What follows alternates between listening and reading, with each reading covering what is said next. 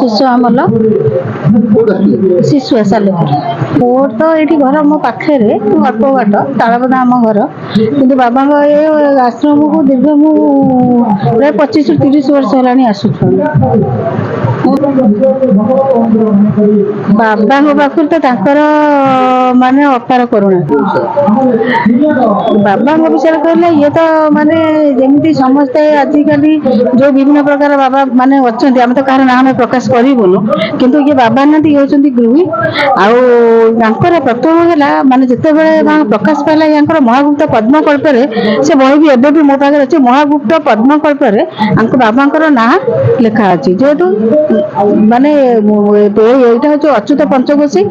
ଅଚ୍ୟୁତ ପଞ୍ଚକୋଶୀ ହେଲେ ଏଇ ଯୋଉ ଜାଗାରେ ଆମେ ଛିଡା ହେଇଛୁ ଏଇଟା ହଉଛି ବିରଜା ମଣ୍ଡଳ ହେଲା କିନ୍ତୁ ବାବା ଏଇ ଅଚ୍ୟୁତ ପଞ୍ଚକୋଶୀରେ ମହାପୁରୁଷଙ୍କର ଯେହେତୁ ଏଠି ନେମା ବାବାଙ୍କ ପାଖକୁ ଆମେ ଏଠିକି ଆସୁ ବାବା ଆମକୁ ତୁଳସୀ ଟିକେ ଦେଇଦେଲେ ମାନେ ଯେତେ ବଡ ମାନେ କାର୍ଯ୍ୟ ଥାଉ କି ଅସାଧ୍ୟ ରୋଗ ହେଇଥାଉ ସେ ତୁଳସୀରେ ଆମେ ପୁରା ଆମେ ଆମର ଭଲ ହେଇଯାଏ କି ଯେକୌଣସି ମନସ୍କାମନା ସେ ତୁଳସୀରେ ହିଁ ଆମର ସବୁ ପରିପୂର୍ଣ୍ଣ ହେଇଯାଏ। ମୋ ନାଁ ସୌଦାମିନୀ ବେହେରା। ଆଜିର ଏ କାର୍ଯ୍ୟକ୍ରମ ବିଷୟରେ ତ ଏଇଟା ମାଳିକା ପ୍ରସିଦ୍ଧ ଜାଗା। ଆମର ପୁରୀ ରାସ୍ତାରେ ମହାପୁରୁଷ ଅଚ୍ୟୁତ ବସେଇ ଲେଖିଛନ୍ତି। ଆମର ବାସୁଦେବପୁରଠୁ ପୁରୀ ନଗରରୁ ଅଟୁଆହାଟ ଯାକେ ଆମର ଏ ଜାଗା ଯାକେ 196 ଜଣ ଭକ୍ତ ଅଛନ୍ତି। ଆଉ ଏଠି ତ ସ୍ୱୟଂ ମହାପୁରୁଷ ଜଣେ ଆବିର୍ଭାବ ହୋଇଛନ୍ତି। ଆଉ ତାଙ୍କ ବିଷୟରେ ଆମେ ଯେତେବେଳେ ପଢ଼ିଲୁ ଜାଣିଲୁ ସେ ଲୋକଙ୍କୁ ଆମେ କିନ୍ତୁ ଭକ୍ତଙ୍କର ପରୀକ୍ଷା ଏବେ ହଉଛି। ତେଣୁକରି ଏ ଜାଗାର ମାହାତ୍ମ୍ୟ ସ୍ୱତନ୍ତ୍ର ଅଲଗା। ଆଉ ଛୁଆ ବାବା ବୋଲି କହିଲେ ସମସ୍ତଙ୍କର ପ୍ରିୟ ଆଉ ସମସ୍ତଙ୍କର ଭଲ ପାଇବା ତାଙ୍କ ପ୍ରତି ଅଛି। ସିଏ ବି ଛୁଆ ବାବା ବି ସମସ୍ତଙ୍କୁ ଭଲ ପାଆନ୍ତି। ତେଣୁକରି ଏ କ୍ଷେତ୍ରର ଅଲଗା ଗୋଟେ ମହାତ୍ମ୍ୟ ଅଛି। କମଳାକାନ୍ତ ଦାସ ଛୁଆ ବାବା। ଆଜି କାର୍ଯ୍ୟକ୍ରମ ବିଷୟରେ ପବିତ୍ର ଜନ୍ମାଷ୍ଟମୀ ବିଷୟରେ କ'ଣ କହିବେ? ये अनुष्ठान आमर 35 वर्षर अनुष्ठान। सब वर्ष गोपाल मार्जना करा हुए, हरिवंश पाठ करा हुए, आध्यात्मिक आलोचना हुए। ये वर्षर कार्यक्रम आमर हरिवंश पाठ कराला। शरणार बिंद आसबि प्रवचन करेंगे। आध्यात्मिक ब्रह्मज्ञान चर्चा होगा। ध्यान फल त्रेतयारे यज्ञादि सफल, द्वापर पूजार विधान, कली नाम संकीर्तन।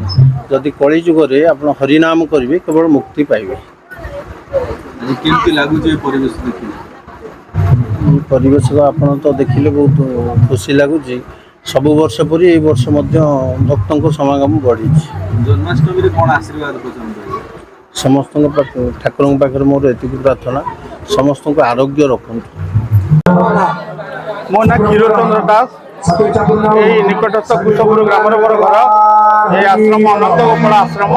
बाबा छुआ बाबा होती श्री कमलाकांत दास महाराज। जन्म काल एक अलौकिक घटना घटी जहाँ आमर पुराणा पुराणा लोक कहते जन्म होला बेले बाबा एक अग्नि पिंडुला किसी समय बुलूला। बहु लोक आसिले प्रथम बहुत दूर लोक आसी कहले अच्युतानंद महापुरुषर पद्मवन बालिका अनुसार बालमुकुंद अवतार पुरुष भाव में बाबा जन्मग्रहण कर बहुत लोक आसती आज्ञा केवल प्रतिका स्वरूप बाबा तुलसी पानी देते जहाँ ग्रहण कर लोक मैंने बहु उपकार अनेक रोगी कटक मेडिकल फेरी आसी बाबा परामर्श नहीं बाबा शरणापन्न हो पुणी 10-15 वर्ष काल जीवन धारण कर बाबा अलौकिक शक्ति। सहकार्य दिने मुकुलित हम ता निजे सुधा जानी न था से न्याय रे बाबा कौन ए पाखापाखि लोक अल्प बहुत जानी न जानले बहुत दूर दूर लोक मैंने आसी बाबा अलौकिक शक्ति को उपभोग।